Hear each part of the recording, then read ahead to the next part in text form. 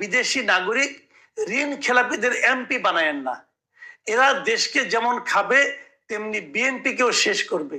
টাকার কাছে নীতিটাকে বিক্রি করিয়েন না। দেখেন একজন লোক কিন্তু আর্তনাদের ভঙ্গিতে বলছেন যে স্যার গো আপনারা আসেন, আমার কোনো আপত্তি নাই, কিন্তু দেশটাকে আপনারা বিদেশি নাগরিক এবং ঋণ খেলাপিদের এমপি বানায়েন নাই দেশে।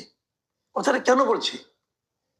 অলরেডি বিএনপির মধ্যে অনেক এমপি পদপ্রার্থী যাদের বিএনপি মনোনয়ন দিয়েছে, এদের মধ্যে ঋণ খেলাপি আছে অনেকেই, যাদের বাতিল হয়েছে তারা আবার নানাভাবে ক্যারিকেচার করছে, এরকম তো আছে।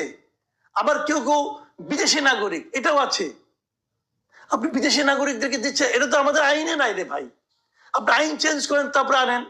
নীতিগতভাবে আমি দ্বৈত নাগরিক যারা আছেন তাদের কোনো এমপি অথবা মন্ত্রী হওয়ার পক্ষে না, এটা আমার ব্যক্তিগত মতামত। আমি মনে করি নীতি নির্ধারণী কোনো ক্ষেত্রে তাদের অবস্থান থাকা উচিত না, এটাই মনে করি। তারা আছেন, বিদেশে আছেন, টাকা পাঠান আমাদেরকে সেবা দেন, আমাদেরকে পরামর্শ দেন, সব শুনতে রাজি আছি।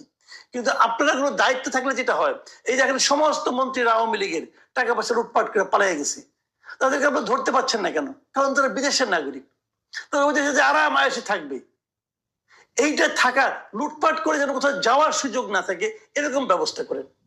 যার নাকি যাওয়ার সুযোগ নাই, সে লুটপাট করতে 5 বার চিন্তা করবে আমাকে তো দেশেই থাকতে হবে, সেরকম থাকা উচিত। যে কারণে ওনার কিন্তু আতঙ্ক।